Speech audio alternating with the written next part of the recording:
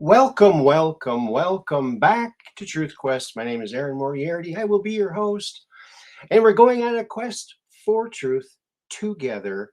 And yes, if you saw that little flash in the beginning, that was me flashing my Meet the Greys t-shirt from the fabulous merch shop that we set up to help the channel out. So if you're in need of any new threads, there you go.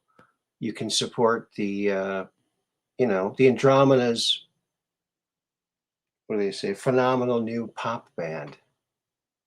There you go. Just like the Beatles, only they're extraterrestrials. There you go. Yes, there's the merch. Look at how quick Mud Rabbit is. Thank you, Mud Rabbit. And let's go back to the beginning here. Who was the first one here? Catherine Weiss. Thank you, Kathy. Always here, and so thankful for you. Thank you very much for being here. And Mud Rabbit as well. Thank you so much for being here. And everybody else who stops by. Everybody else who stops by. One big happy family, aren't we? Yes, big happy. Ooh, new comments. Hey, it's Operation Shutdown. Yes, you've made it to the Truth Quest because we're just downrange of strange, where the outrageous is contagious and the paranormal is the new normal. There you go. There is some space news today. I don't know if you've heard it or not. And our welcoming crew is at it again. You were number 2, yes. Yeah, that's right. That is right as rain. All righty then. Aphrodite then. Let's see. What are we going to do today? We're going to take a look at some space news, shall we? Space news? Like news about space, right? This is quite interdasting, I must say. And so here is basically, we don't need to go to the article. This pretty much says it right here. So scientists have discovered something. A giant arc stretching 3.3 billion light years across the cosmos shouldn't exist. It's just so funny for me to hear them constantly say, oh, this shouldn't exist. Oh, what do you mean? Shouldn't exist according to our ironclad theories that are over 100 years old? Give me a break. Give me a break. Give me a break. Okay. So everything that science tells you, you can pretty much put it in a little bag and kind of forget about it. Check back a little later when we get some more knowledge. And because, okay, so this thing is 3.3 billion light years across. They say it shouldn't exist. Now, to me, this looks like an electrical circuit. It's a bunch of galaxies and galaxy clusters. They say that this shouldn't, according to the cosmological model or whatever they call it, it's like they're just guessing. That's why they keep saying, oh, this shouldn't exist. From what we know about how a star is born, well, how do we know how a star is born? Usually someone goes to Hollywood and they get a lucky break. Well, that's a different kind of star. But these kind of stars, we don't have a clue, okay?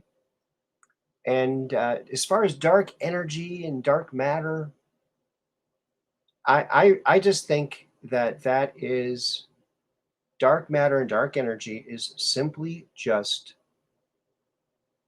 immortal spiritual beings creating new space and new things in space because they are creator beings just as we are.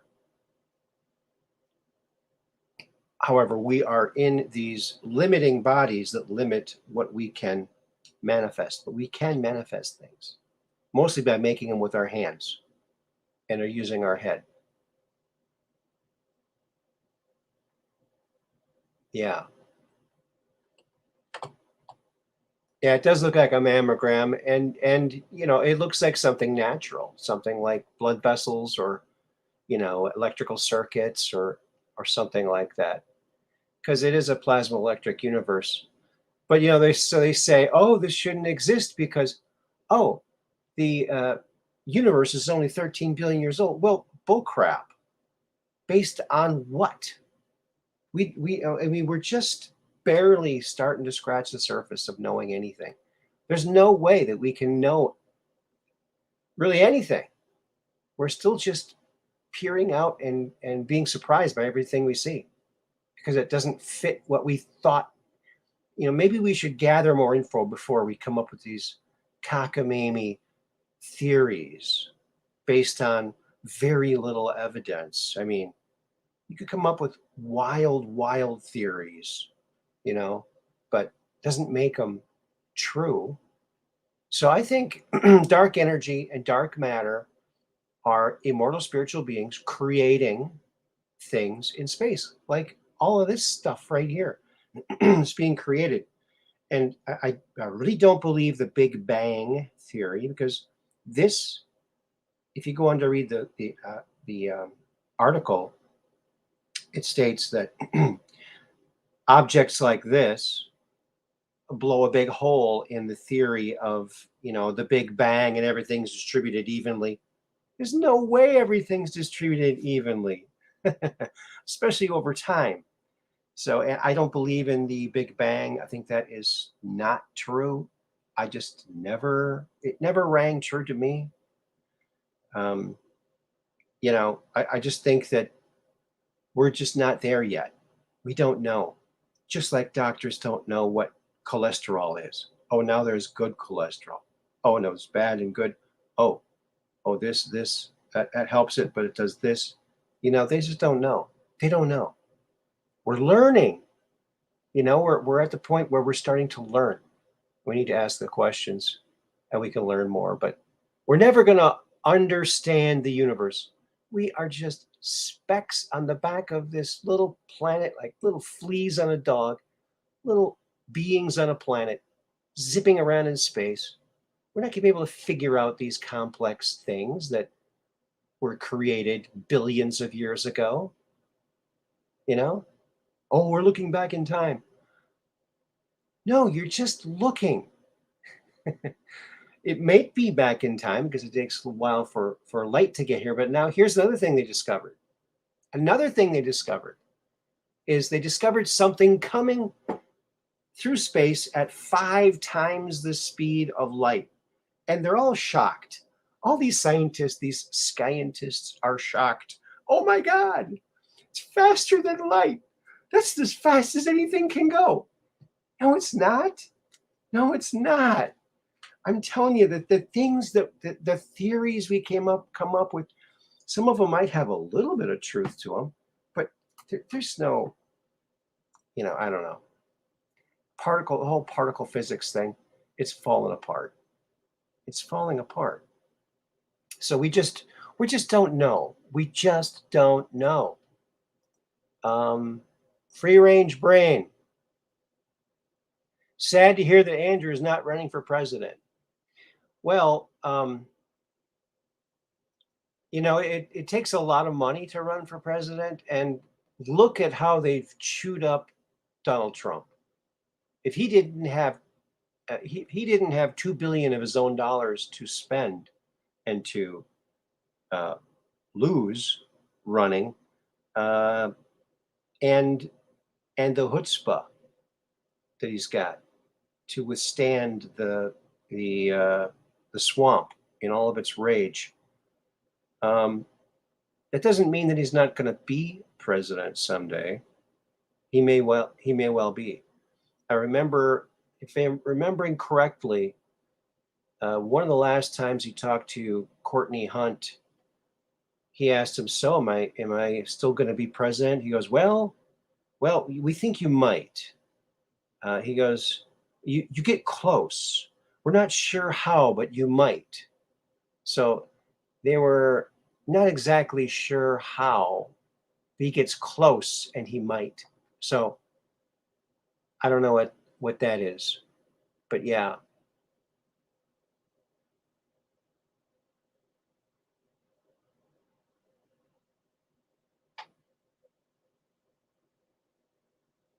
Live flyby?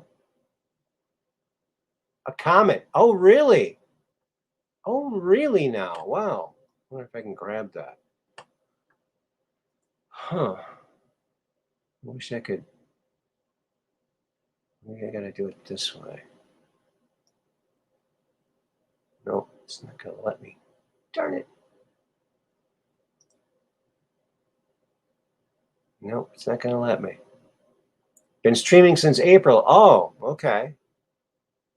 Well, that's interesting.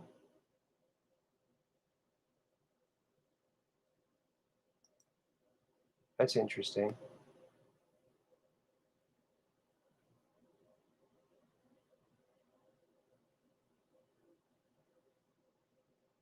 No, but you are in the picture. That's the last thing he said to Andrew. Okay. That could be. And Operation Shutdown says, I remember Courtney Hunt told Andy that he would be on the scene. Okay.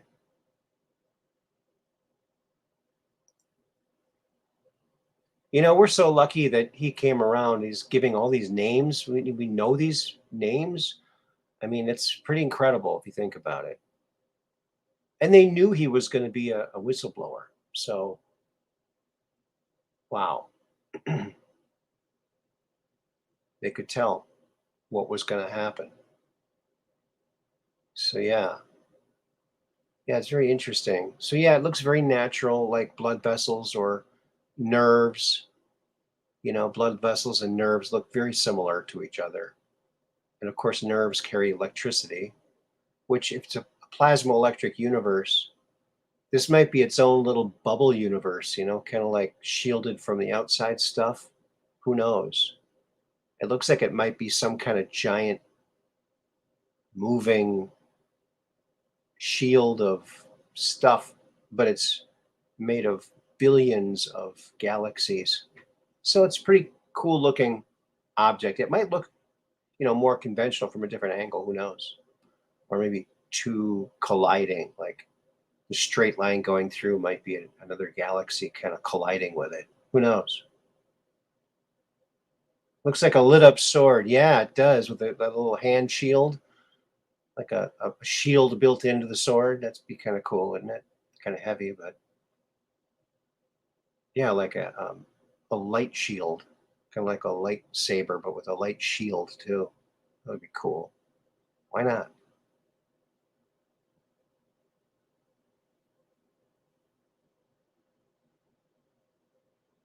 Or an umbrella. It's like, the penguin. It's the penguin. That dastardly penguin. I knew he was behind this. There we go. Get to your bat computers, friends. We'll solve this one. There we go. So that's interesting. So we got something that scientists don't think should exist because it doesn't fit in their stupid little model that they imagined like 100 years ago, and they keep bending things to make things work. It's incomplete, folks. We're not. If we're working on a 1,000-piece puzzle, we get like 3 pieces, and they're all different colors. Okay, and no edge pieces. Sorry. That's where we're at. That's what I see. We're not anywhere near to figuring any of this stuff out. We can make guesses, and that's a whole lot of fun, I guess. Yes, the pictures are much better than the Hubble, but the Hubble was first. You can't discount the old Hubble, you know. So that's the mammogram. 3 billion light year mammogram.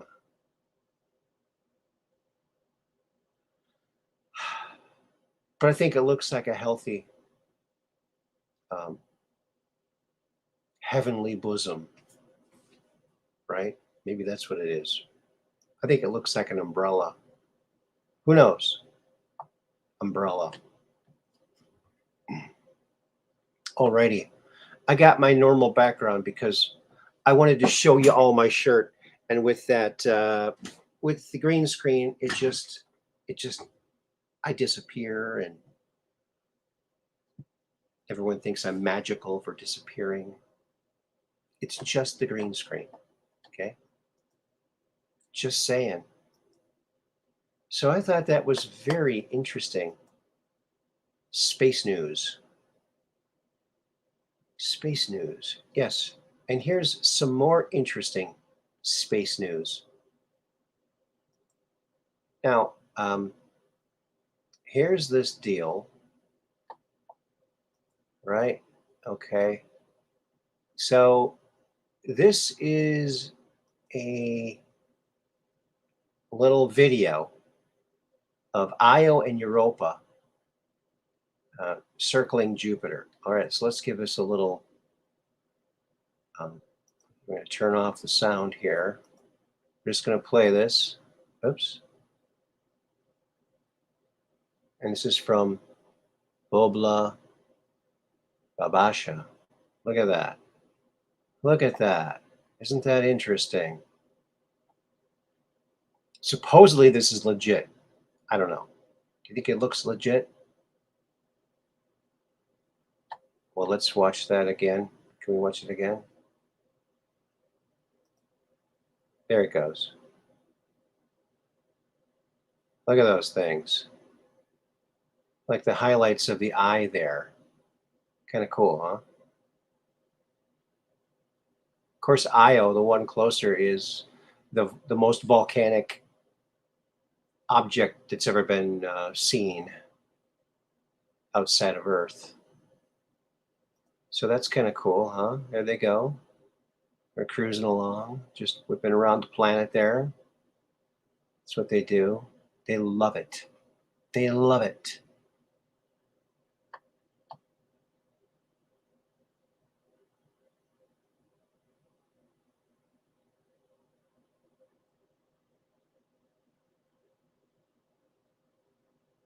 All right. So that's that. Now this, what's this?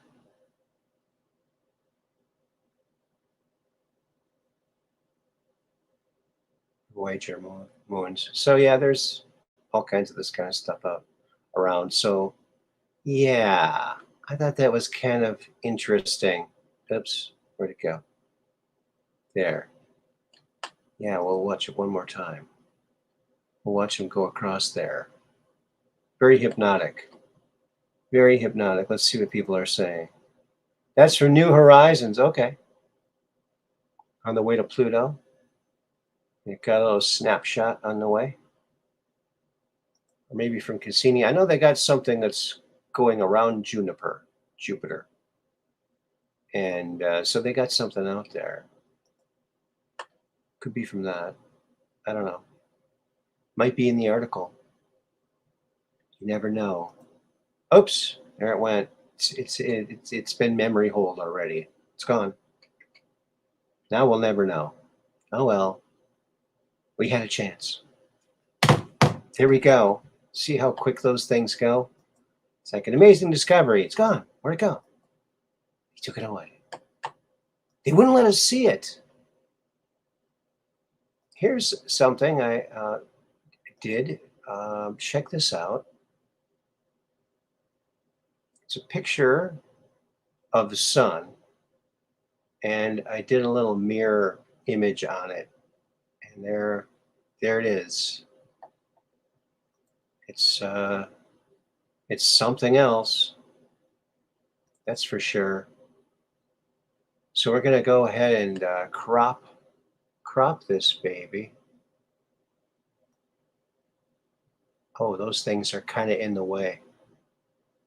Those things are in the way down there. You're not going to get the full circle there. Oh well, we'll get part of it. Else we can go up like that and get wider. That's what we'll do. Can't get the whole thing. It depends on what you're taking the image from, you know? Might be something in the way. So you make do. All right, let's crop it. Crop this baby. You know, when Andy was talking about on the show yesterday with Andrew DiBisciago, he was talking about how he was waiting to get sent to Mars in the jump room, and it was taking a while. And after a while, he said I can't remember who he said was the person there operating is, let's light this candle. And so a little behind the scenes info, when we're doing our show, The Quest for Truth, like yesterday, right before we went on, before I did the countdown to go live, I said, let's light this candle. And he chuckled. So a little bit of, so he could, relate to that. So here we are. Here's something that is the sun. From the sun. What is it? We don't know. It's just something interesting.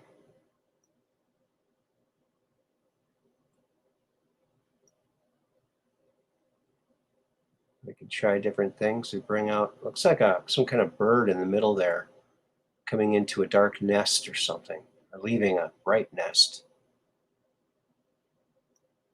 Oh, it looks like Peggy Dancer's in the house. Let's see here. Peggy Dancer's here. Welcome to the program, Peggy. You're never late. We just got started.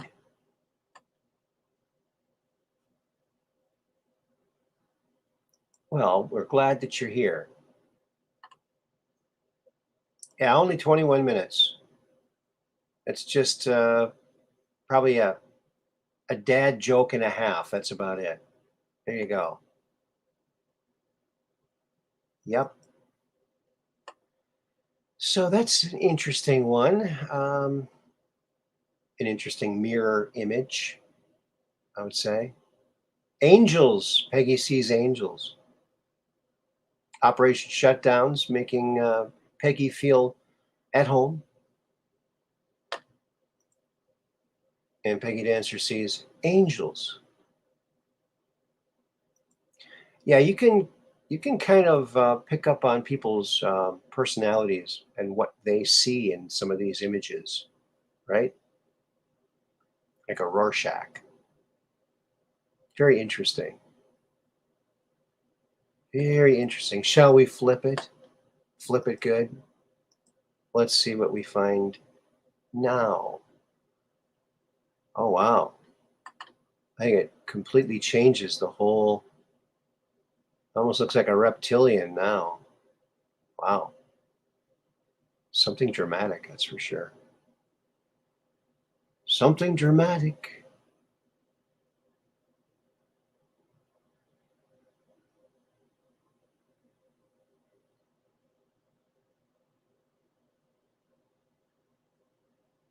Yeah, so that's that.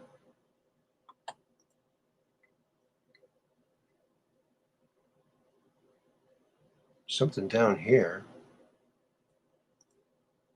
Kind of like a knocker on a door or something. Kind of interesting. Maybe not. Maybe not.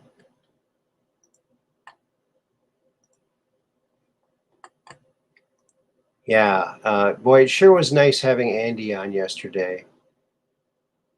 He's such an interesting guy. Such an interesting story. And boy, you know, it makes sense that we would have all that stuff for that long because they're spending trillions every year. They darn well better have all that time travel and teleportation technology after spending all that money. But now they need to make it public.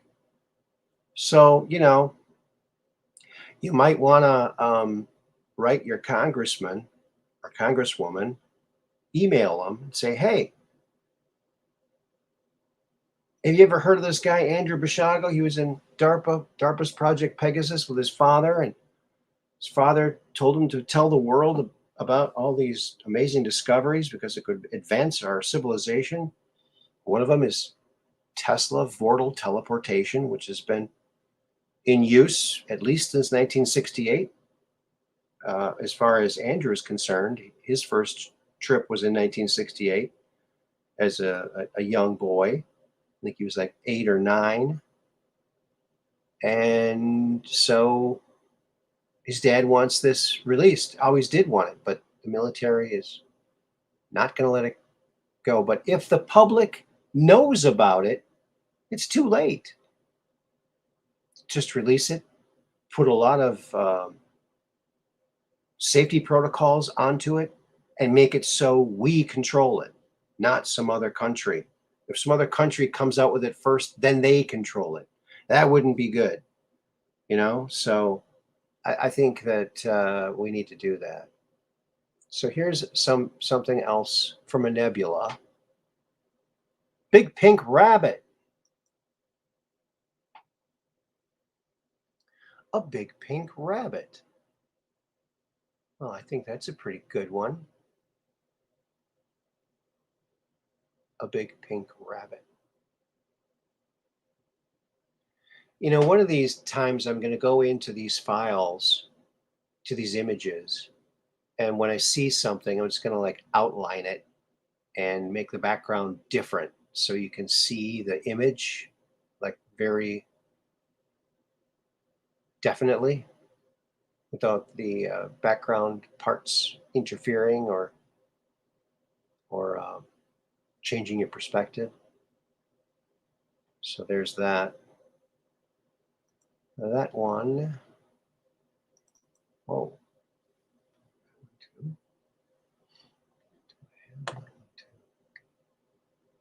Whoa. So that's that.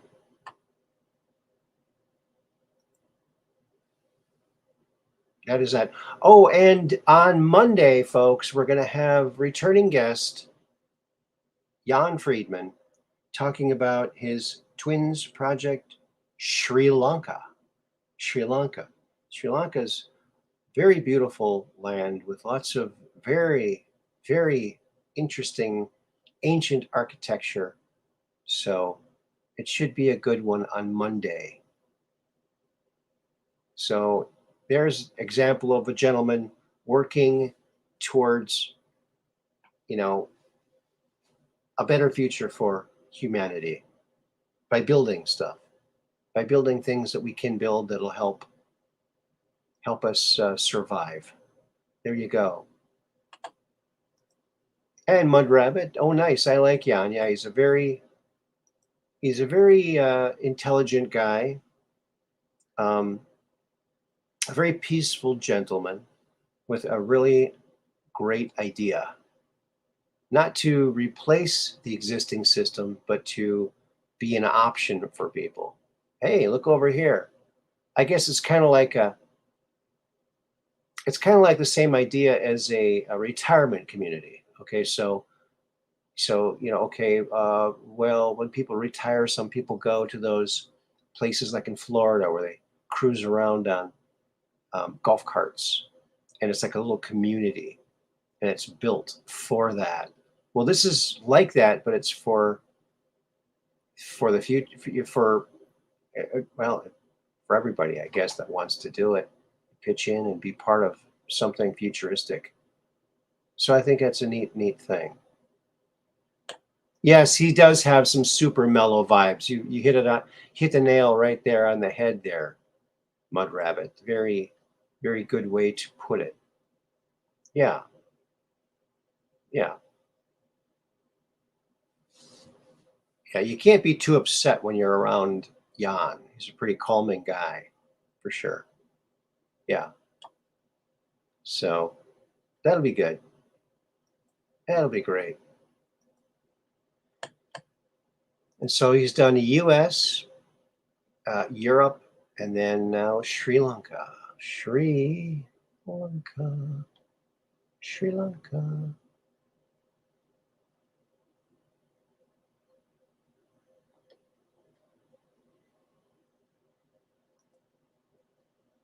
Okay.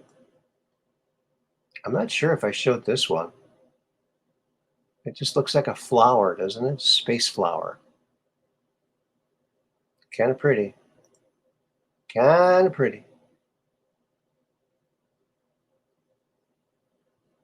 Now, Italy, uh, Draghi resigned. If I say it that way, I'm not sure. One domino at a time. Yeah. This one's kind of freaky looking. Yeah. Let's flip it. Oh, wait a minute. That's the wrong one. Flipping the wrong one. Well, well, well.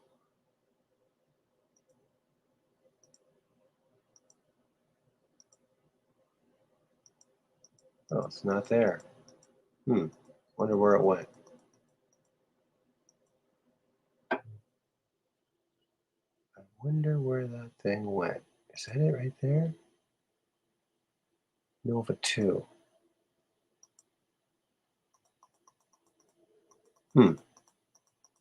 Well, it's escaping me, friends. Can't seem to find it. Can't seem to find it. Oh, here it is. Yeah, because I want to flip that thing.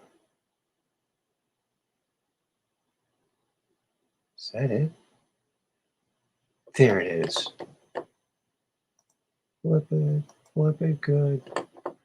And do a little adjustment because I think it's just too washed out.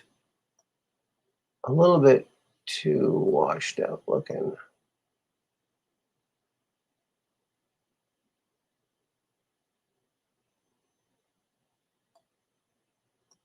How's that? That's kind of cool, huh? I don't know what that is. Maybe Art Nouveau model with one of those humongous headdresses. Yeah,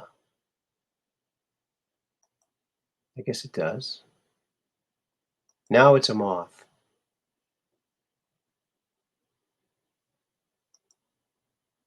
Norman Cousins. Yes, that's the name I was trying to think of. Norman Cousins. Sounds like normal cousins, right? I was pretty lucky. I have some pretty good cousins, some awesome cousins. We get to stay at my cousin's farm once or a couple times when we were younger, and that was just something else. So much respect for farmers. So much respect, you know. And you see what's happening over there, and where they're having all those farmers over there in what's that European country where they're protesting because the government's trying to take over all the farms. Well, now the people are going directly to the farms and farmers, and they're just totally cutting out the government and everything. I think it's beautiful. Yeah. Well, you get too greedy, that's what happens. The Netherlands. Thank you. Thank you, Mud Rabbit.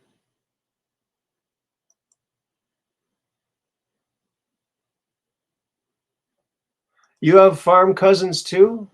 Yeah, you know what?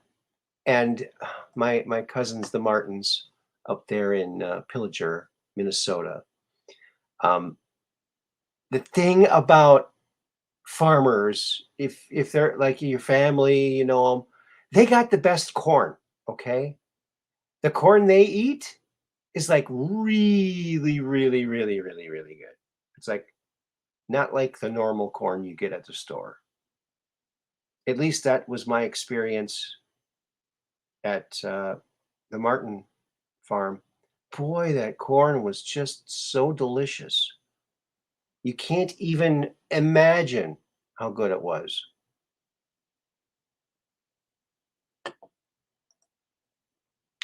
Oh, Mud Rabbit says, best sausage and ham. My uncle had his own smokehouse. Yeah. I tried smoked ham once, but I couldn't keep it lit. Ba-doom-pa. Couldn't keep it lit. Tried smoked fish too once, couldn't keep it lit. Couldn't keep it lit. And Andre Little's in the house. So is Dark Brain. Welcome to the program, buddy. And Andre Little. How you doing, buddy? Should have seen that one coming. Yeah. You know, farms are so important. They are just mega important.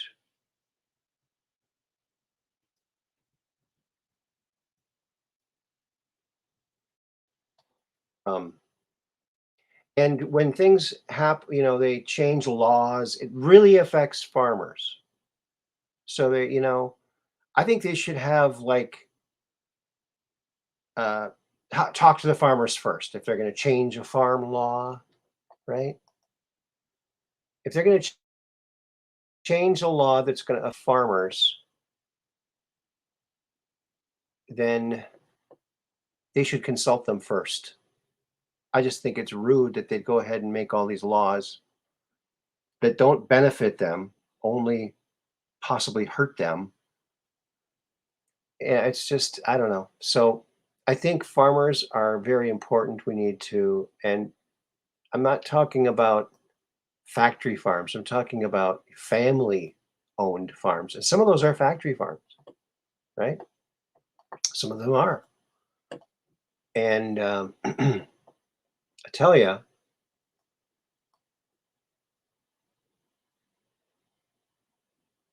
I heard something, and I'm looking for the picture here. And let me ask you if you've heard this in your area.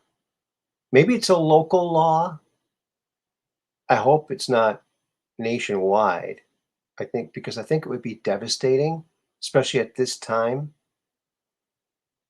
you know, because when you're changing laws, you're going to make the farmer have to get new equipment sometimes. And this stuff doesn't come cheap, you know. Oh, all right. I think I'll do this instead. I'll just bring that down. Up, and I'll go back up here. And we'll go like this.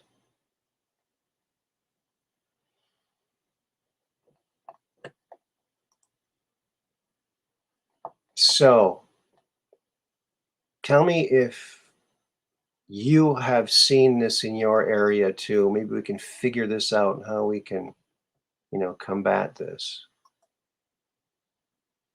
Because I think it's very serious.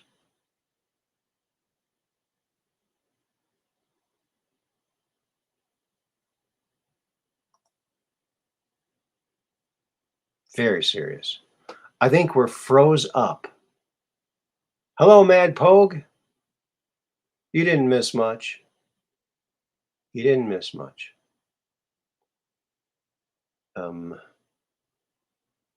Okay.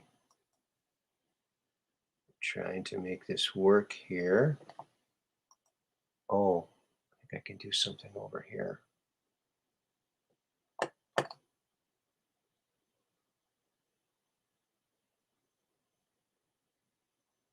Oh, yes.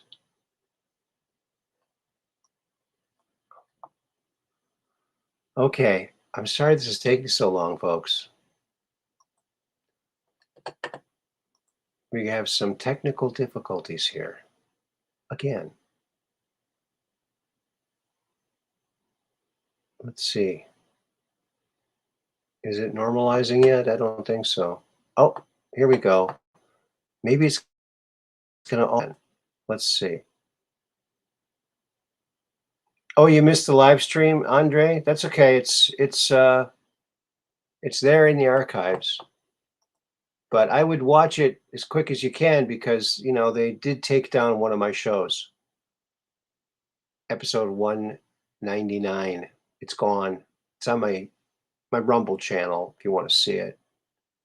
But so here's the thing that you might have heard of in your area, that they've outlawed these round bales. And I don't know about you, but around here, a lot of farmers use these round bales. So, and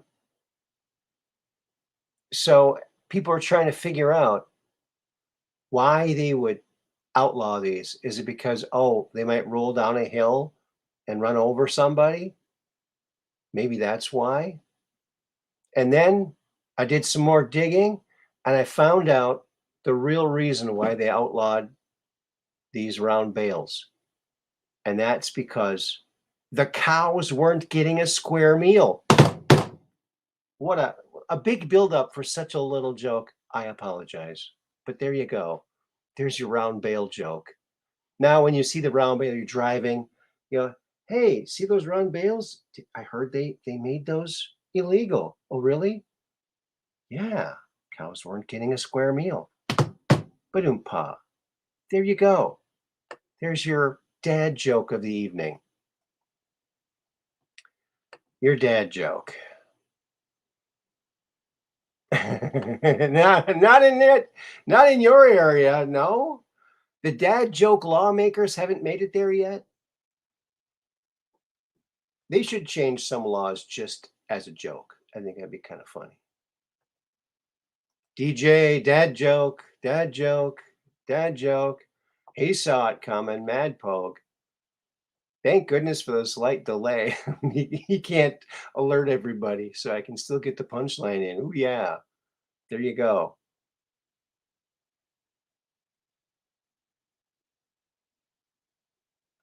No, because the cows weren't getting a square meal. That's why it's a joke. They're not really outlawing them. It's just my hay joke. That's my when dad jokes had their heyday. So that's the hay joke. Hey joke. Sounds familiar. Not sure why. Not sure why. All right. All righty, Aphrodite. What do we got for you now? Let's see. When you're famous, sometimes being famous has drawbacks. Okay. So you get famous and it might not even be your own doing that you run into problems becoming famous. Like this fella here. I feel his pain. I feel his pain. Yeah, I pretty much never sit by the pool anymore. Marco Polo. Poor guy. He can't sit by the pool anymore. People keep taunting him. Hey, Marco Polo. Marco Polo. Yeah. Well, there you go. Sometimes you get famous and it's for all the wrong reasons. There you are. And there you have it. Marco Polo. Saying it like it is.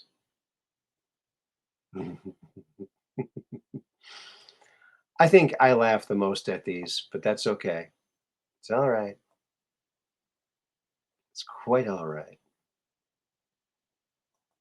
Share screen. Oh, yeah.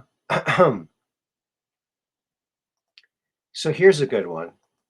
Here's an intellectual one for you. Remember that time you said the Steele dossier was credible and Hunter's laptop wasn't? ABC, NBC, CNN, New York Times. That was awesome. Oh, man. So funny. Love it. Love it. Can't get enough of it.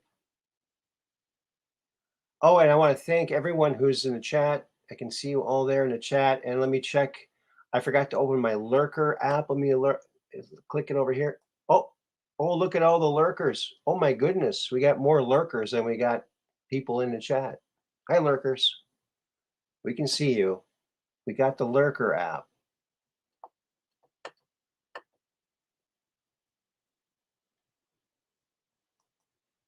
You remember playing that game when you were little? Yeah, Marco Polo. It's a good game. It's a good game. So there it is. The news is there to spew untruths, and we're here to unwind it all and try to make some sense out of this world, this crazy world. Hello, lurkers. Please hit that like button. Yeah. Think of it as a lurk button. Hit the lurk button. We call it the like button. How's that? Good idea, Mud Rabbit.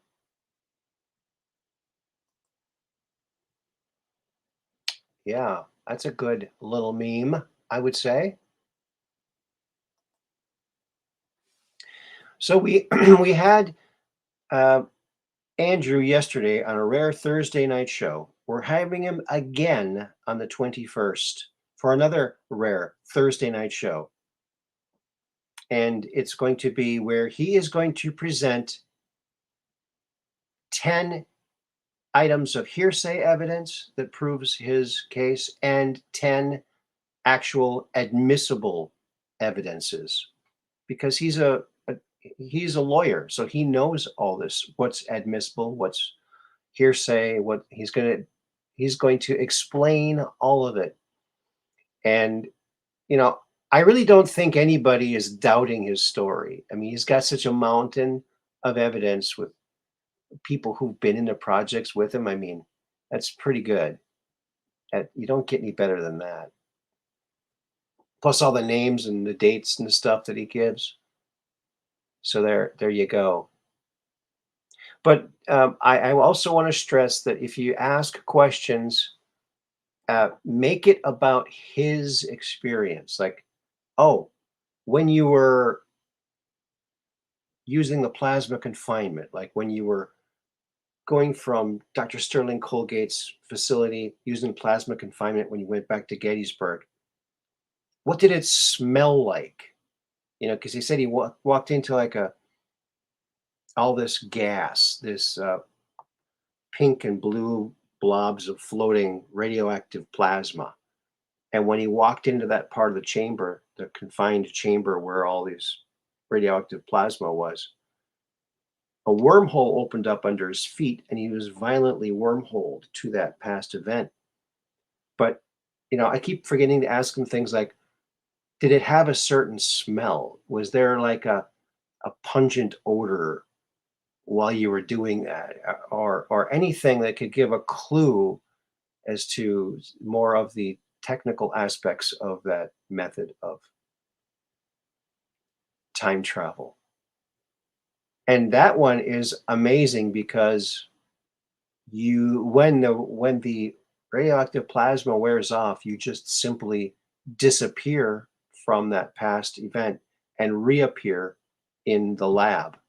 So you don't have to find a teleporter, or you just automatically show up in the lab when the radioactivity wears off. But of course, Andy said his dad was giving him these big horse pills. He said, Dad, why do I have to take these horse pills? Well, it's to protect your bones and your muscles and your body from all the harsh things that you're going through in the programs. He also said they would inject him with stuff, to heighten his abilities. And so they really were, he was right yesterday when he said they were experimentees. They were experimenting on them for sure. Show some love. Yeah. I think I'm going to go over there and do that too, which means I'll have to do this briefly.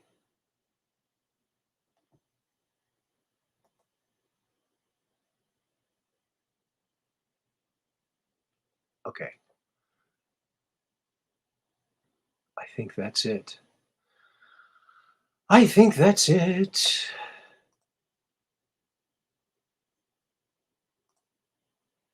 Uh-oh. Well, let's see. Is it going to let me? I got number 9.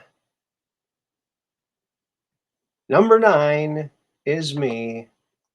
While I'm over here, I'm going to give a little heart because I can't make hearts work the other way. So I got number 9. Someone got number 10. Could have been a lurker. Could have been a lurker. So thank you, lurkers. We love you. You guys rock.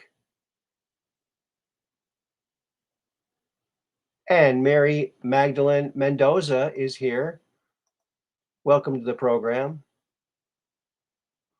Oh, I gotta go back here to do that. There we go. Hi, Mary. Welcome to the program. All right. All right, Aphrodite. All righty, Aphrodite. There we go. And there you have it. So something interesting showed up in those James Webb telescope pictures. They got these specially filtered pictures of Jupiter and Europa. You can see Europa there on the left and some of its other little satellites. And then there's this little, they don't know what it is. Now Dr. Michael Salla is thinking that it might be some kind of ship. Okay. I'll show you where it is. I'm not sure if there's any way to know if it's a ship or not, but it's right here. So I think we can like zoom in on this. And we'll crank it over there. We'll zoom in. Zoom it. There we go. All right, well, let's see if we can, I don't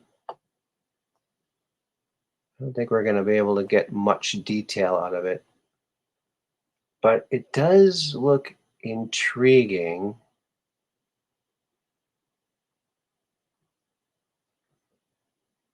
It certainly is not round like a planet. It's sort of symmetrical. It could be a ship, I guess. It looks like it might have little things all around it, maybe smaller ships. But for a ship to be that close to a large planet like that I don't know if it would be that close to it because of the gravitational pull. Of course, some of these advanced races, they probably can skip over the gravity. They have dominion over gravity, I believe,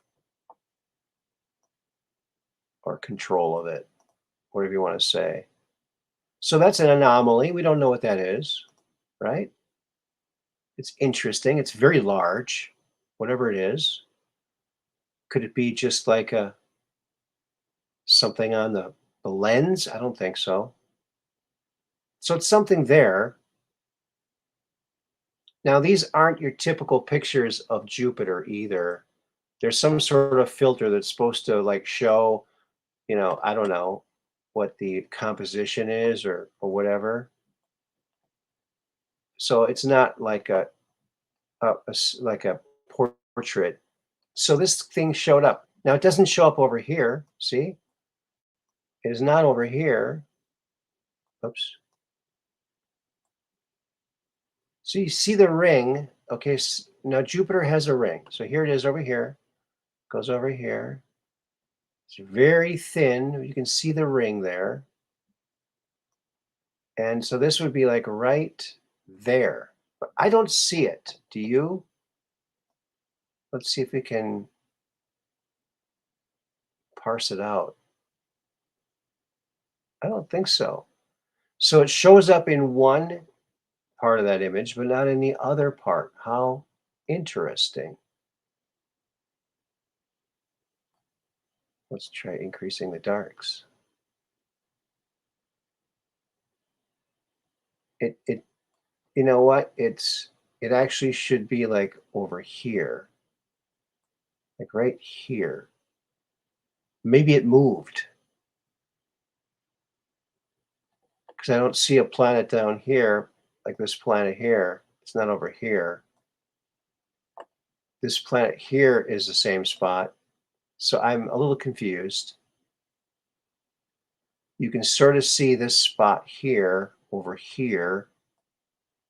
So maybe it is the same view, but that thing isn't showing up. So I don't know what to think of that. It's very freaky, but I just don't know, you know? What the heck is it? I don't know. It's very interesting.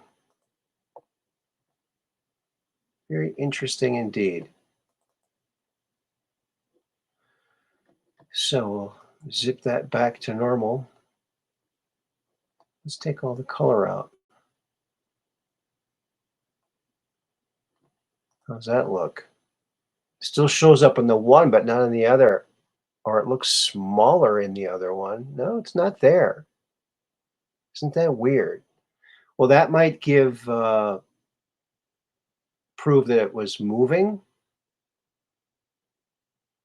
I don't know.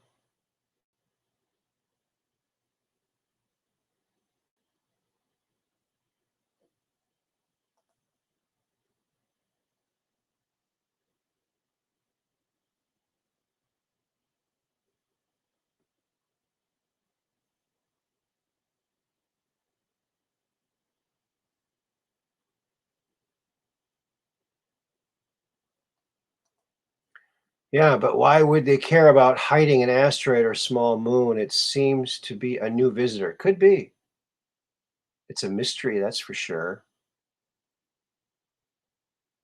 But here's another deal where we're all just guessing. We don't know what it is, right?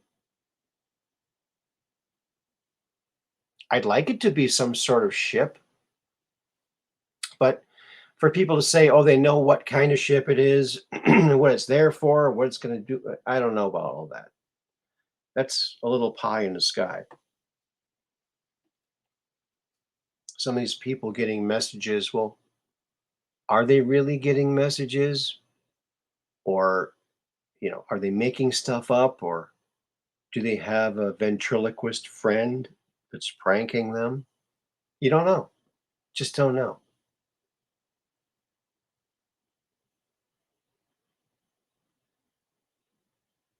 Yeah, I don't know what these two different kinds of photos are. They really didn't tell you. They just kind of slipped these things out there with really no explanation. But I thought it was interesting, something to talk about. Something to talk about because it's space, don't you know?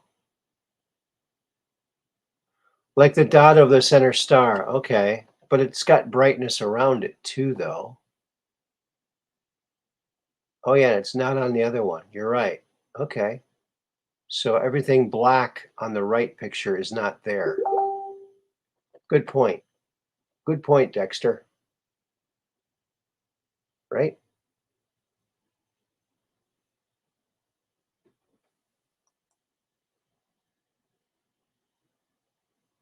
All righty then. Um, um, um, um, um, Yeah. So We don't know what it is. It's very large, whatever it is, if it is something.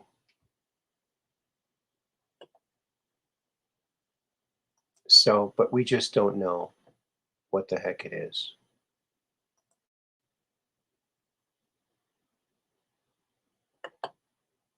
Okay, copy that. Go back over here. That's right. Did I already put this on Truth Social? Yes, I did. Okay, good.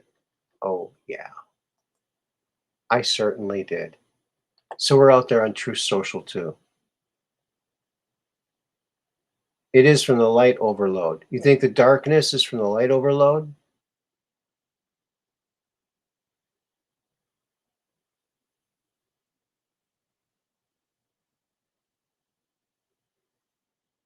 Okay. Well, we're having some good discussion about it. It could be just a fleck of dust on the lens. Who knows?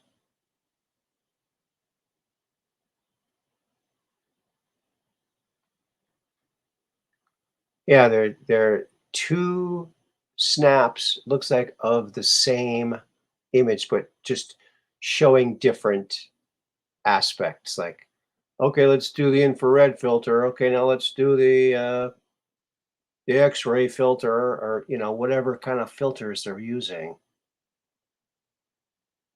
This was explained on another show. Yeah, I figured it would be. Yeah. I'm not saying I know what it is. I just saw it and I thought I'd bring it up. Maybe someone had some insight, um, something to talk about.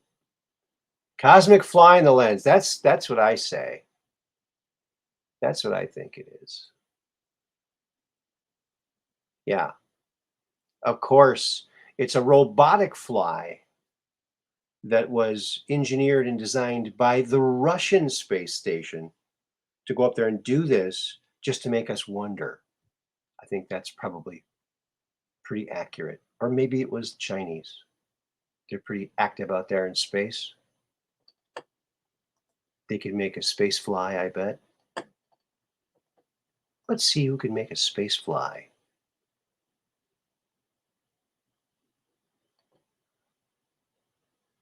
Hey, look, it's Burn Eye, Mind's Third Eye, Science Guy. Hello, beautiful souls. Hello there. Welcome to the program. And look at this. It's Genesis Revelation. Welcome to the program. Crypto. Did I miss crypto? Let me scroll back here. Crypto Alchemist. Hmm. Well, hello, crypto, if you're there. Yeah, hit the like. Hit the like if you can. It helps us a lot. That's all you got to do. And welcome, Logan. Logan L. From Logan's Run, no doubt.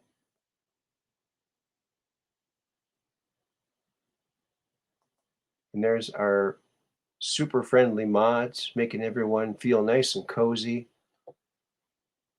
in our own little cozy place here on the intranet. Oh, Burned Eye Mind Guy is Crypto Alchemist. Oh, okay. Well, hello there, Crypto Alchemist. Burned Eye Mind Guy.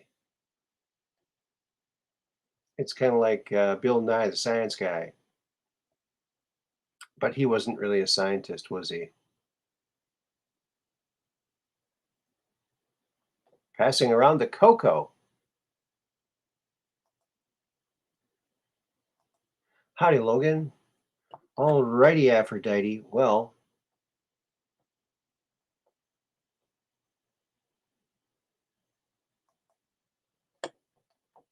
well, well, well.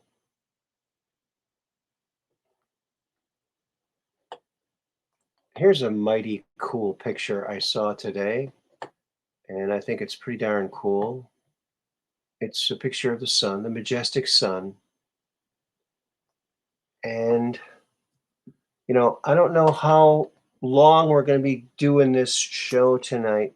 It's the third night running that we've had a show. But if you want to call in and comment on any of the stuff we're talking about here, feel free and welcome to call in. Or maybe you have a question. Now, the next show for Andy's not going to be a question show. When we do have a question and answer show, we'll let you know. But it's just so hard when he wants to do a show about a certain subject and there's all these other questions, he can't really get to what he really wants to talk about. So, and make sure the questions are about his experience that he has direct knowledge of, not his opinion of somebody else, because everybody's got an opinion. Hello, Rosetta Stone. Welcome to the program. Good to see you here. Yes, and Mud Rabbit says, send Aaron your stories, pictures, and videos so he can share them on the show. hotgamesandpuzzlesllc at gmail.com. Snail mail, HG&P, P.O. Box 711, Sturgeon Bay, Wisconsin, 54235. Yep, 711.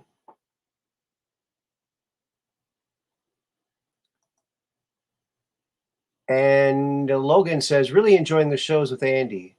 Glad that he is in good health and continuing to speak despite his vision problems. Yeah, and his kidney problems too. He's got kidney failure. He's on dialysis 3 days a week. So yeah, it's amazing that he has this much energy to put into these shows, and he does it. He's so eloquent. I mean, great guy. Good friend too. Good guy.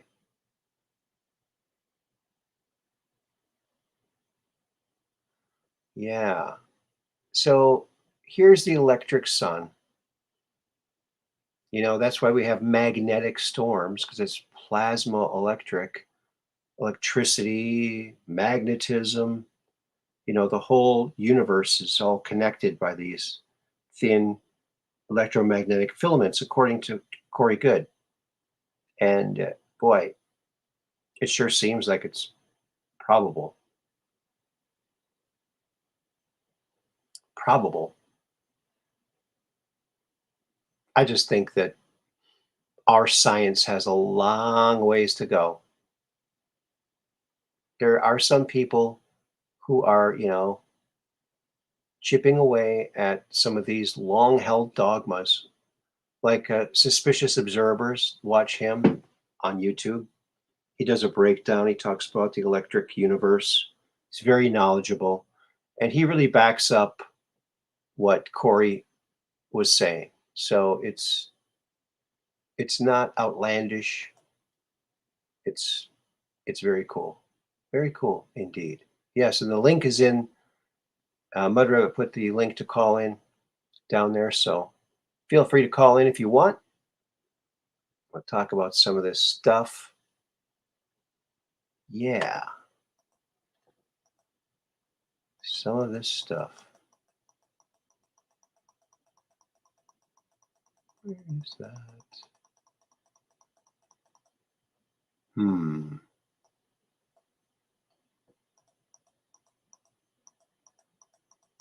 There. Screenshot. Screenshot of the sun.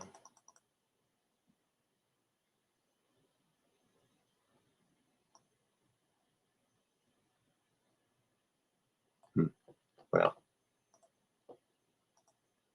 let's see. Dark Brain is chiming in. Electric universe theory proves that the cosmos is connected by electromagnetic filaments. Yes, I think so too. I think so too. Hey, it's Combat Carl. Hey, Carl, how's it going? Good to see you here. And Lucid Heart, good to see you here as well.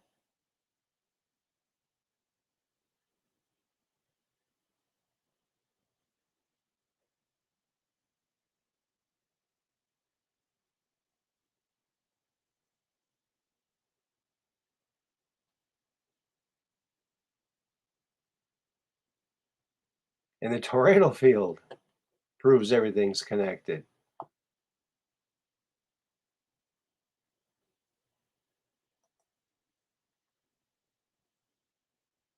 Everybody's saying hi to everybody.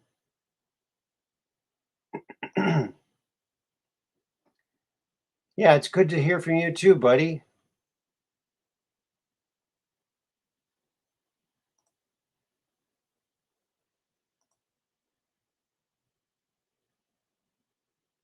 There we go. We're all catching up to everybody there. I like it when my son comes on. He just says, "Hi, everybody." That's a quicker way to do it. Hi, everybody. Hi, y'all. There's another one. Hi, y'all. There's an all-inclusive thing to say. Yes, we're all like a big happy family. And look, Susan Danielle's here too. Welcome to the program, Susan. Glad to see you here.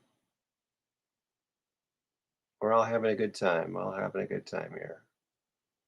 Oh my goodness. I just noticed I don't have my water.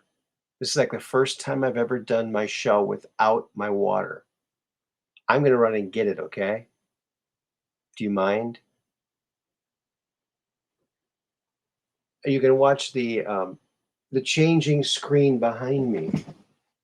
That'll entertain you while I walk across this vast kitchen of mine to find my. Whoa!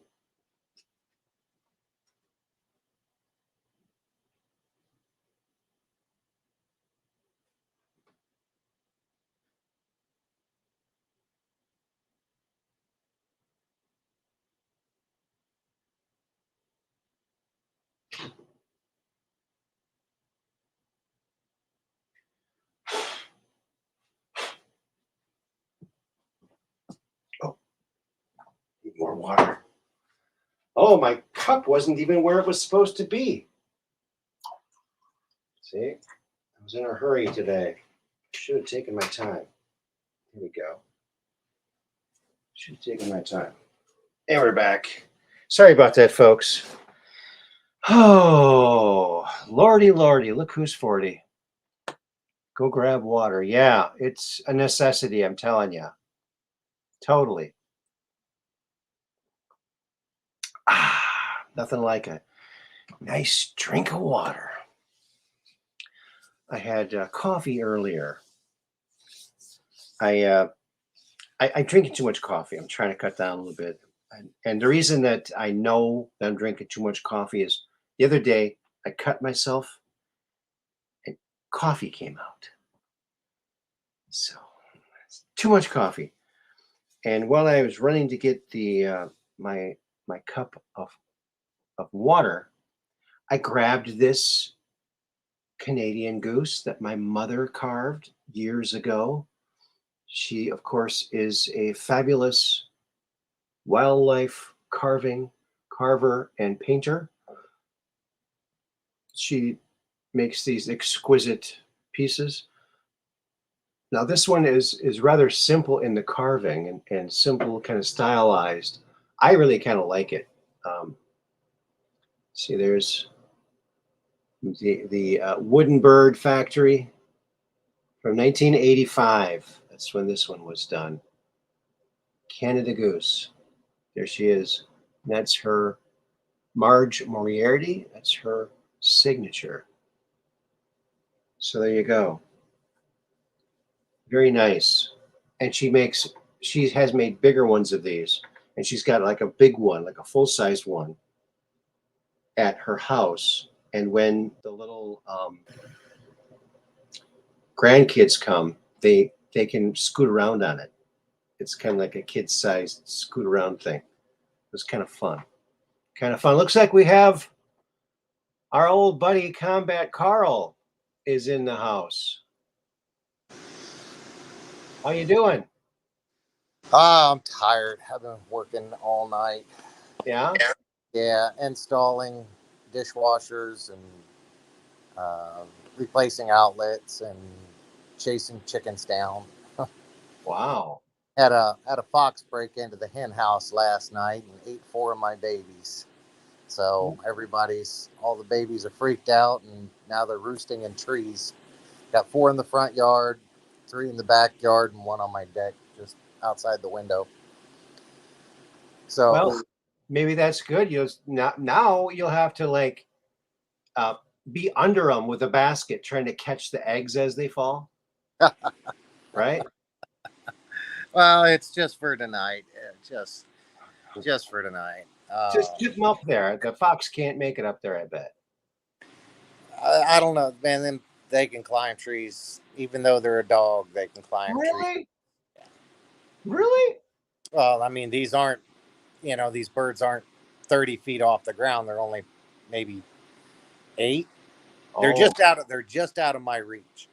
I mean, they knew where to go. Hey, he's only this tall. Let's stay here. well, I mean, I could break out the water hose and spray them, knock them down, and then round them up that way. But just everybody's stressed out tonight, so I'll let them sleep where they feel comfortable. And tomorrow will be a different story. Yeah, wow. Well, no, the fox has to do is wait till the eggs drop too. Right? Yeah. Well, they're not that old yet. They're still babies. Good Lord, what are they? 4 months old, I think. 3, maybe. So then they no adults. No, all babies. Yeah. Oh, so they don't. So do you have to dress up with like a chicken outfit so that you can like, so they follow you and stuff? No, I just called them.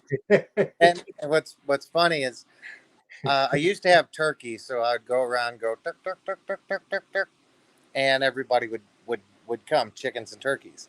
These guys, they don't like it. They don't like the turk turk. They want to hear brock. When I do that, then they all come running. Well, there you go. Yeah, that's just funny. Interesting. So how many chickens do you have? Well, I had. Let's see. I started off with my first round. I bought 12, and then they were a day or 2 old, and 2 died. Oh no! And then when the first 2 died within the first 2 or 3 days we had them, so it happens. Yeah. Then the cat ate 2, which I've never had a cat eat a chicken before, so that was a first. Wow. And then so we went out and bought 8 more, and that way we had 16. And then an eagle killed 1, a gold eagle killed 1, and then a fox killed 2, and then fox got into the hen house last night and killed 4. Oh my goodness! I'm down to 8, and the fox just showed up 3 days ago, and he's just been raising hell. Caught 2 right before sunset, and when I went out to lock the door on the chicken, because they go into the chicken coop as soon as the sun starts to set, and I went in there and I was missing 4 of them, and Wow. had to hunt through the moat area. It's got tall weeds on it, and found the remains of 1, and then I used the Dobermans to flush out the other live ones, and got them all put up in the chicken coop. Wow. And then the very next night, freaking a tiny little hole, Silver, there was a weak spot in the floor. Silver went into the chicken coop, and his foot went through the floor, left a little hole, 1.5 to 2 inches wide. And that fox used that hole and widened it up to where he could squeeze in, and came in through the floor, and it was just gruesome. It was horrific. Oh my! Wow! Whoa! So I've been dealing with that all day long and trying to distract myself from the loss. Figured I'd get some housework done. Well, I see your wife is fishing a lot. Yes, she's enjoying her vacation with her mom, and uh, up in they're bouncing. They lived in Georgia, and then they just bought a house in Alabama. So they're Oh, taking everything out of one house and moving it into the new house, and in between the moves, they're painting and uh, modifying the house to fit their needs. wow, So she's already been over there for a month. She's probably going to stay another month. wow. Oh, Boys, it's just the kitty cat. his alarm just went off. He saw the Burglar. angel. He saw the angel kitty outside and thought it was a raccoon. Oh, They love the raccoon. oh, look. Lucid Heart says I had a great horned owl kill 2 of mine, and a possum killed 1. Oh my goodness. I mean, possums. Possums move so slow. It's ridiculous. So it's, if you got a possum problem, they're really easy to find and catch. They don't really fear anything, and they move super slow. Raccoons are still slow movers, but they got hands and they can open things and they can be a nuisance. Raccoons are smart. They are smart. But still, they're slow. This freaking fox is lightning fast. I spotted him right before the sun was going down last night, and I had the night before last, and I had the 22 out on the deck, and I was just sitting there, and as soon as I stopped looking for him, went back to what was I doing? I was polishing some brass or something, or no, I was working in the garden, planters anyway. And when I looked back up, I saw him walk out from behind the bushes, and then he saw me look at him, and was gone. I mean, just lightning fast. Wow. They're very skinny dogs. Skinny, and they have they chirp like birds. They do? They have this really high pitched. It's not a bark; it's a chirp. Okay. Anyway, he was.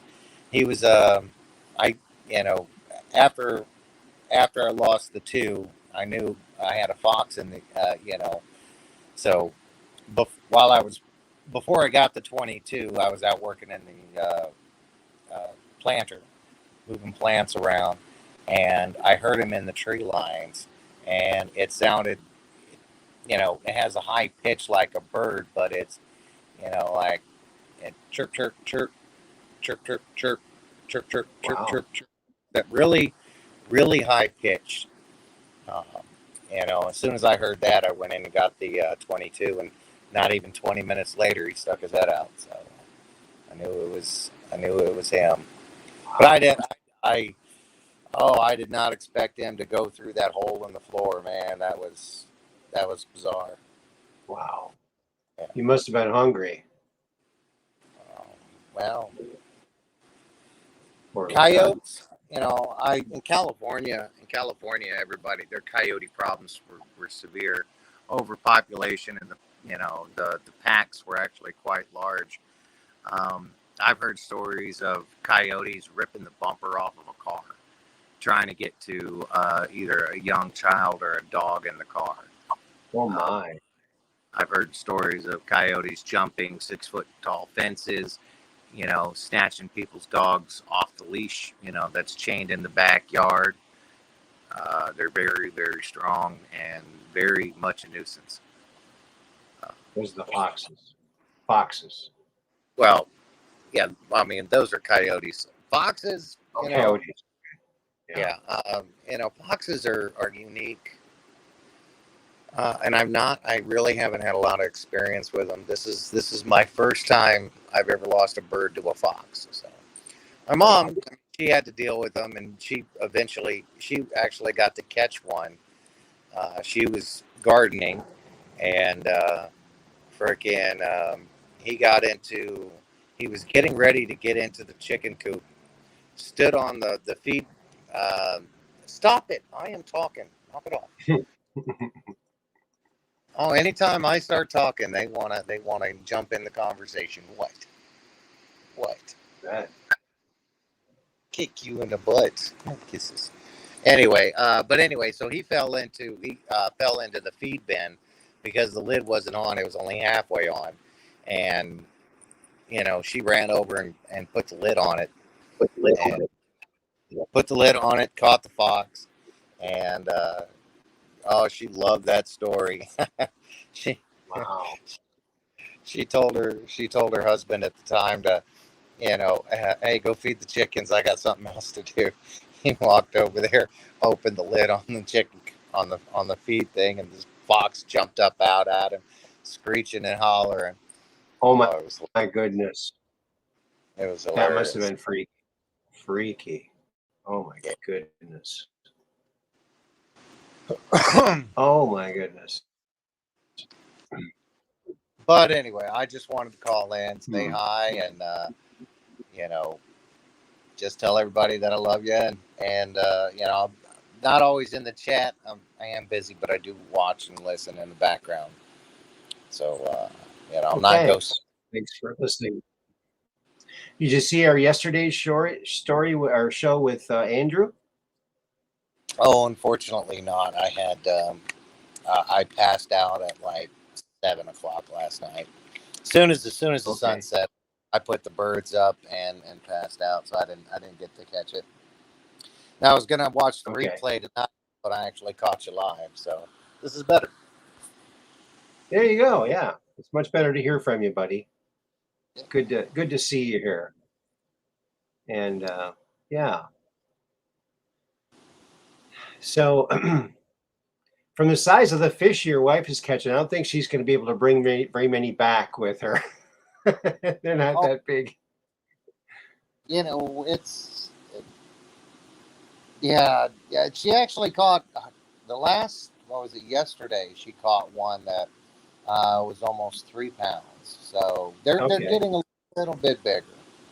But we used to catch little fish like this, little perch, and my mom would fry them up in peanut oil.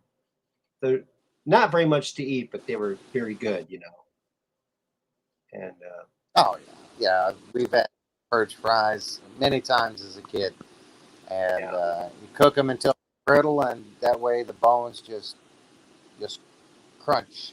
You don't have to worry about those little perch. There's so many bones. There's not enough meat to fillet them, so right. The bones are horrendous anyway. So my mom learned to deep fry them until they were crispy, basically. Yeah. And it was more like a salted snack, like chips. Yeah. Did you hear about that couple? They were getting engaged. They were vacationing on this lake. They loved the lake, the lake life. And so he's on the dock and he's kneeling down. He's proposing to her. Gets out the ring and he puts it on her finger, and it hasn't been sized yet. She hugs him and it falls into the water. They searched for hours. They couldn't find it.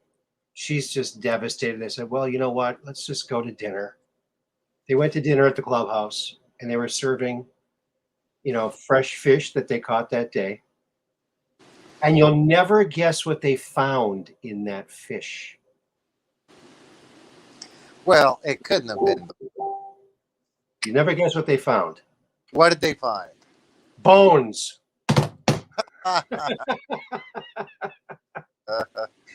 Yeah. Oh, yeah. Although the chef that caught that fish might have been happy, but think about bones. That's my fish joke. That's it. That's my only fish joke. Yeah. So did you hear about Texas strongly considering breaking away from the union? Well, they got the best toast. So just based on that, they probably could. Hey, we got the best toast. We're going alone here. No, it's just that's the rest of the United States calls it Texas toast. In Texas, they just call it toast. Everything's Right. But it is the best.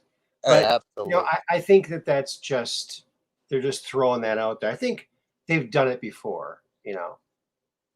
Oh no, this is the talk is serious, especially with the involvement with the all the bullshit oversight, pushing the windmills and this green energy.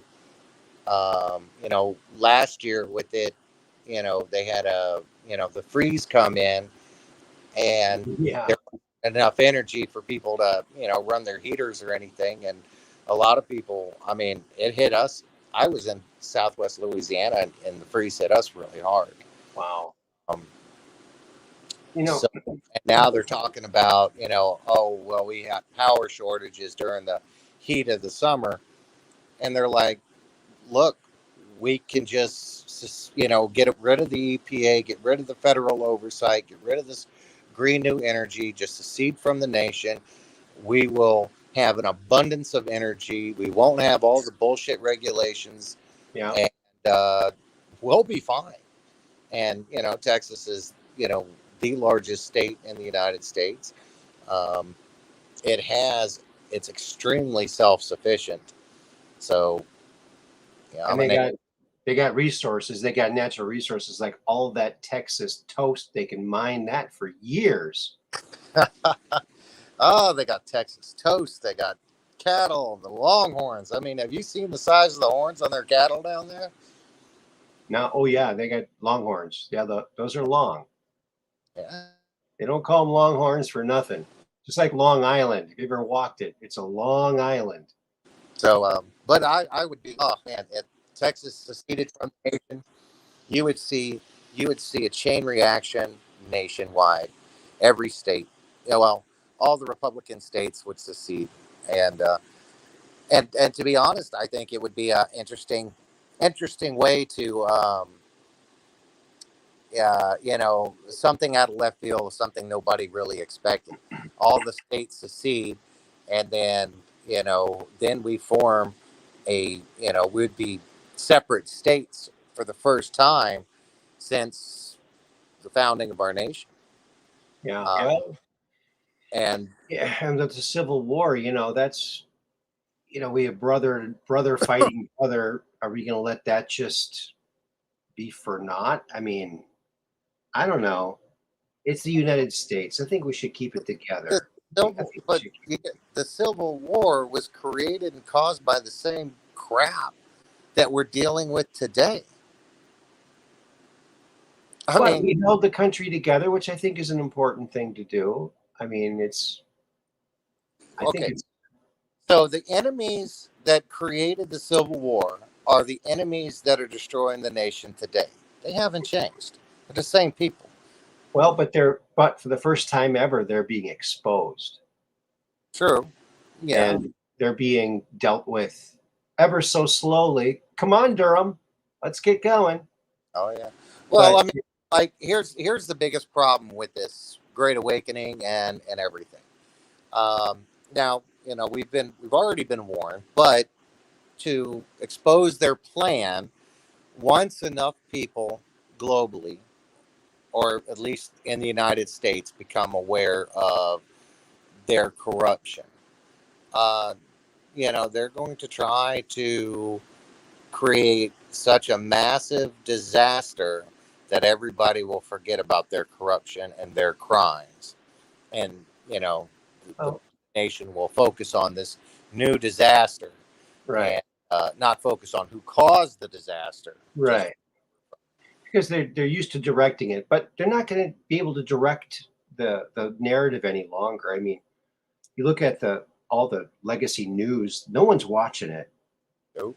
I'm sure Red Pill and X22 together get more than all of the majors. I bet you anything. Oh, well, yeah, definitely. Ouch. I was just watching the polls, or I was watching Fox. What's his name? Gutfield. Gutfield's awesome. Anyway, he was laughing at how they grouped Fox in with the CNN and MSNBC, and he's talking about how CNN's down 36%, MSNBC's down 20%, and Fox is up 5%. And with Fox grouped in with it raises their instead of their viewing being down 36%. Because Fox has a positive number, it raises it up to low 29s. And anyway, they were laughing about that.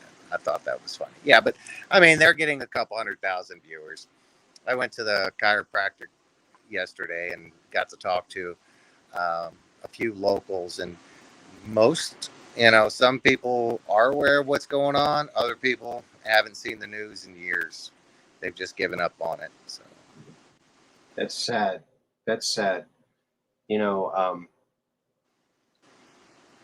But I do remember what the country was like when Trump was in there. There was so much excitement, and excitement over things like manufacturing jobs. Oh, absolutely. And buying things made in the USA, and factories coming back. 12,000 factories came back during Trump's 4 years. That's incredible. Well, I mean, it's possible. I was a child when Reagan first came into office. I mean, I remember Carter was my first president that I remember. Okay. And, when Reagan came in, he boosted manufacturing for the first time in like 30 years. Yeah. And the nation was so super excited. A lot of, I mean, when you bring in manufacturing, that is jobs. Oh, that low prices, that is abundance. It gives people hope. And then after they attempted his assassination, he raised taxes through the roof, put hundreds of thousands of people out of work, and the nation faced, not as bad as it is today, but Reagan, what do they say, Reaganomics, Reagan, his original plan was great. He was a patriot, until they, did what the deep state does, threatened him, blackmailed him, and shot him. And shot him.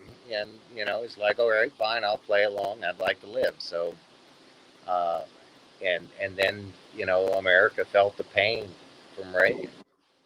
And then they rigged the thing for Bush, and that shit was over with.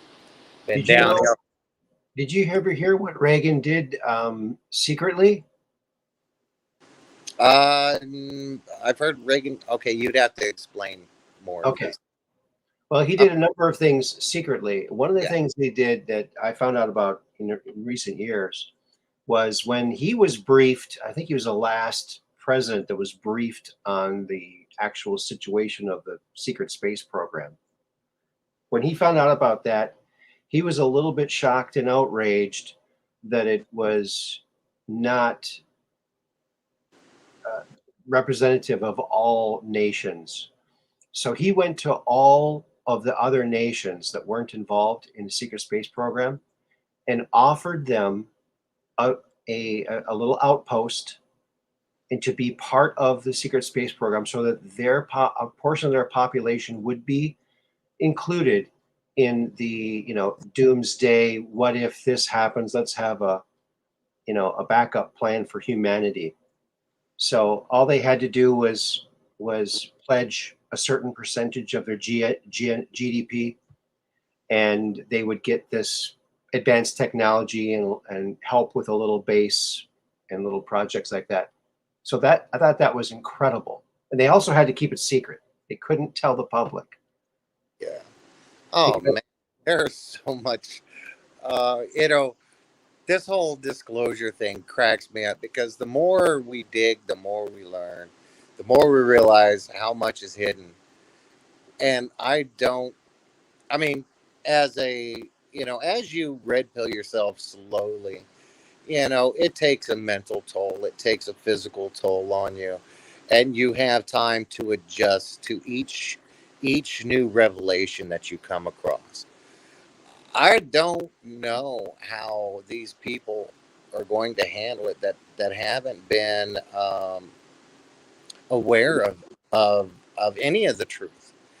Those that are so far left and so brainwashed, when the truth, when bits and pieces of the truth come out, it's going to blow their mind. They're going to, I Wait a mean, minute. Wait a minute. I think what you're saying there is transphobic, and this is what this is. It's like all they got.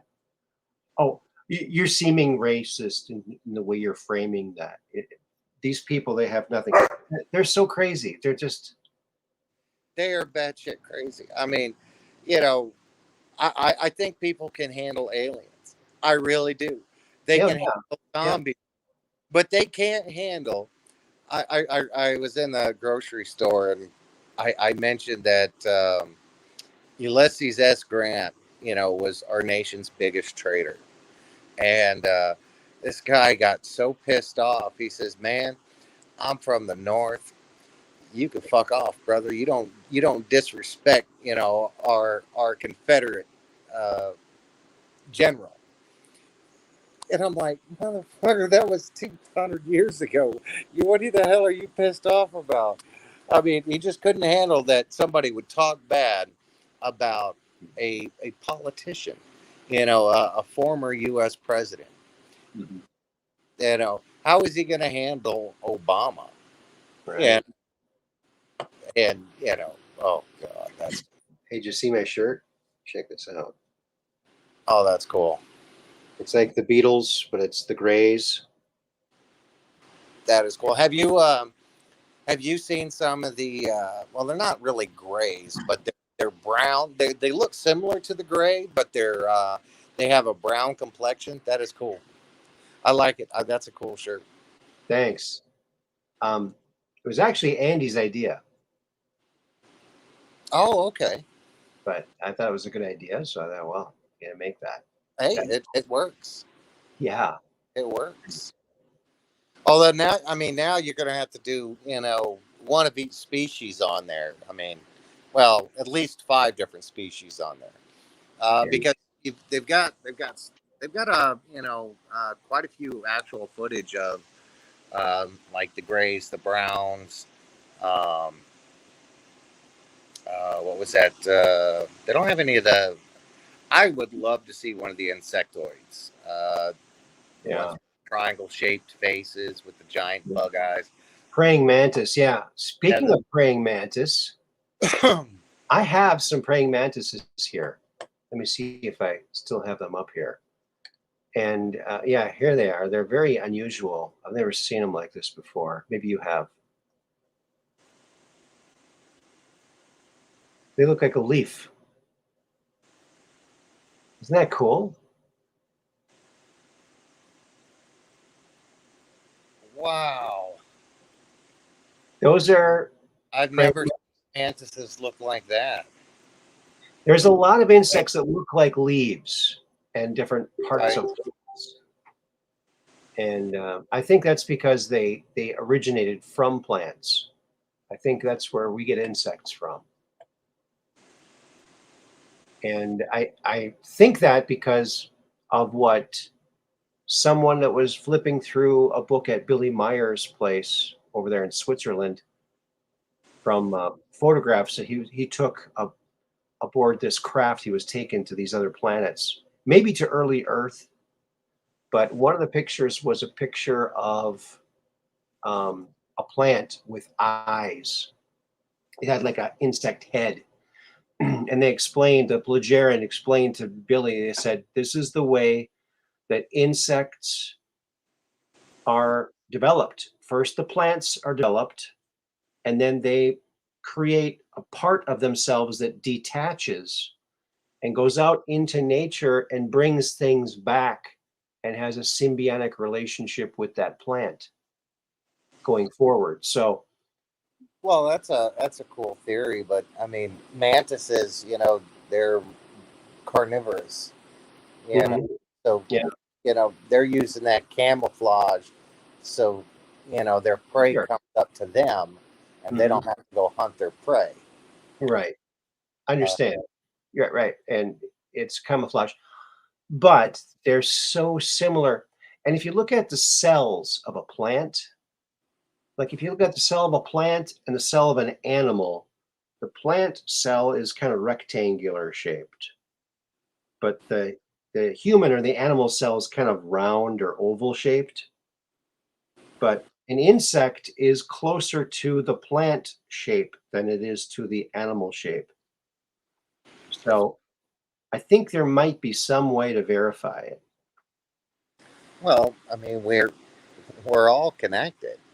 Well, Uh, yeah, right. I mean, look at the way that monarch butterflies are attracted to one particular kind of plant, milkweed, right?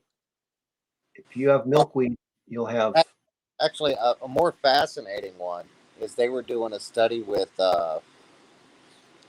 DNA, uh, basic building blocks of life. Um,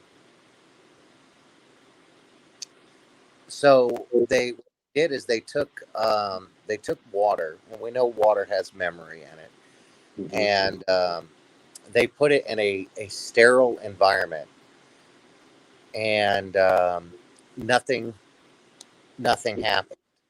They took a second jar of water and they put it next to uh, and it was still a controlled environment, but they played the resonant frequency of Earth to 7.8 hertz.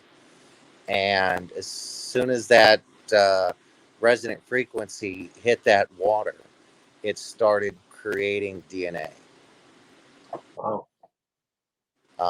So, and anyway, it had the study was on the resonant frequency of the Earth, and how it affects everything. Um, so water itself, the nonsense that they teach you in school about, uh, the evolution of life is nonsense. Mhm. you know, uh, Water has memory. Okay, Mhm. water everywhere on Earth has your DNA, my DNA, fish DNA, lizard, plant, every creature on Earth. The water maintains that memory of of how they're constructed, and Okay. with that 7.8 hertz resonant frequency of the Earth, it can create the DNA of each and every animal on the planet. Okay. I've never heard that before, but that's interesting. But without that resonant frequency, nothing happens. Cool bugs. Hey, my son's in the house here. Hey, AJ. Hey, AJ. I, I, Is it cool if I come over this weekend? What day would work out best in time? Let me know. All right? Because I want to see uh, Emery and Hazel if you have her. Okay. Everyone's saying hi. See, my son's smart. He says, "Hey, everyone." He doesn't have to say everyone's individual name. well, I try the hey everyone, but then everyone says hey back, and then I just feel bad that I I know. I think know. everybody out, I know. Yeah. I hear you. I hear But you. what else am I going to do while I'm in chat? It's not like I can talk. Uh, Mhm. but anyway, so it was a really cool research that was done on the.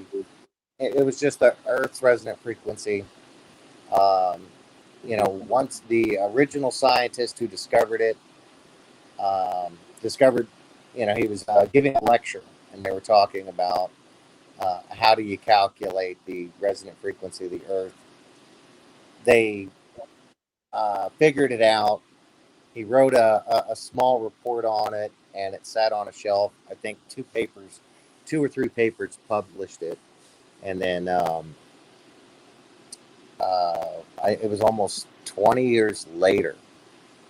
Another scientist stumbled across his work, and and then it really took on, and they named it after guy who originally put it out.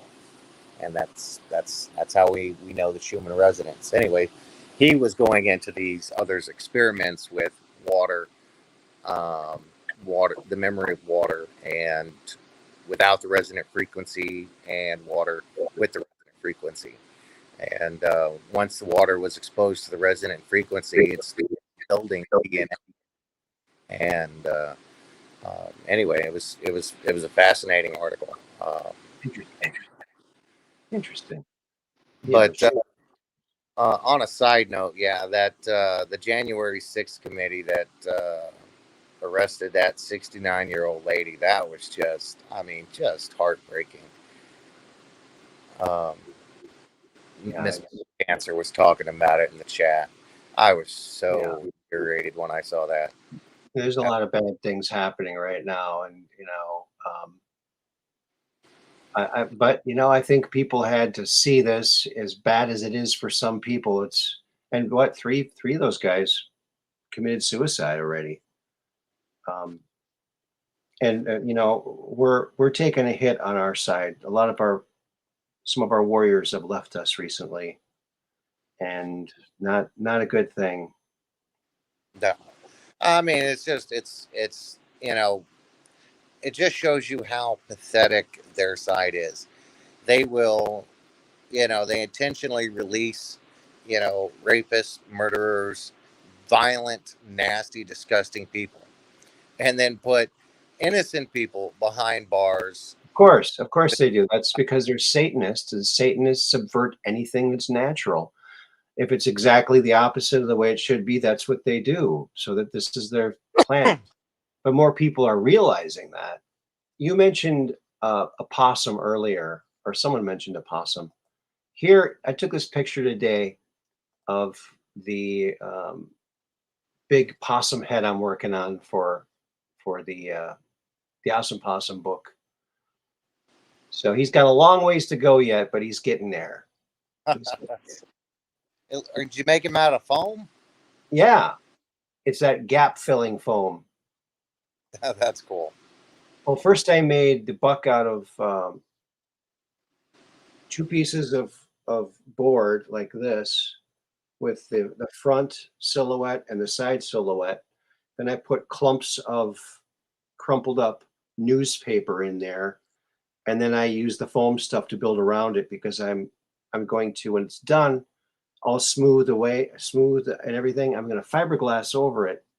Then I'm going to rip out all the insides from the inside. So that's why I had to have that sort of semi-hollow inside with just the newspaper, so it'll come out. But well, the beautiful thing about the foam is it's very, you can use a razor or a wire and shave it and make minute adjustments to it, and then you can pour a mold over it. That way you can do all your fine detailing on the foam, and then make a mold over that. Yeah. Well, I'm going to do paper mache over the foam, because there's holes in the foam, and it just doesn't give a clear flat. There's too many gaps. So I'm going to go over it with paper mache. Then I'm going to go over that with a thin layer of plasticine oil-based clay, because then I can get a nice, smooth, really smooth surface. So when it's fiberglass over it, it'll be much nicer, and it'll be easier to tear out the inside if it has that layer of clay. But if you just spray it with an enamel, the enamel will fill in the small micro holes and give you a perfectly smooth finish. Now, some of the holes are big in that, so I have to go over it with paper mache first. Okay. I was trying to avoid doing that, but I've gone through so many cans of that stuff. It's going to be a lot cheaper to do paper mache. All right. I love you, Aaron, but I'm passing out here, brother. All right. Take care, buddy. Thanks for calling in. I love you guys. Have a wonderful evening. Love you too. I will talk to you next week. Peace, brother. All right, good night. Good night.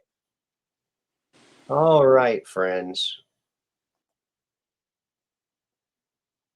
All right. Well, it's so nice to hear from our friend Combat Carl. And thank you, everybody, for coming on down today. And Kizzy Witty, good to see you here again. That's a cool name, Kizzy Witty. And so I think we're going to call it a night, folks. We had fun today, and maybe we learned a couple things. Be thinking about what kind of questions you want to ask Andrew, so that when we do have a question and answer show, he can answer them. Thank you, Mud Rabbit. Thank you to all of the cool mods that we got. Dark Brain, Mud Rabbit, Catherine Weiss, Operation Shutdown, and all of the others that I'm probably forgetting. But we have amazing mods, we have amazing chatters, and we also have amazing lurkers. So amazing all the way around. So thank you again, folks. Now remember, Monday we got Jan Friedman with Sri Lanka Twins Project. So tune in for that. And that's going to be 8 Central. That's Monday, the 18th of July, 8 Central. And then Wednesday, we got another show on Wednesday. And then on Thursday, the 21st, we got Andrew coming back again, talking about the Project Pegasus proofs. 10 admissible proof evidences and 10 hearsay proofs. So look forward to that on the 21st. And then, of course, we're going to have another Friday show. So we're going to have 3 days in a row, Wednesday, Thursday, Friday, just like this week. And I couldn't be happier because I love being with all of you. You guys rock. Remember, you rock. Nobody's above anybody. Everybody's important. You are important. And thank you for being here. I love you all. Remember, you're just downrange of strange, where the outrageous is contagious, and the paranormal is the new normal. Yes, that's how you know you're at the Truth Quest. And so keep your cameras and phones poised to the sky so you can take a picture of that UFO, so you can come on the Truth Quest and talk about it. Until then, peace in.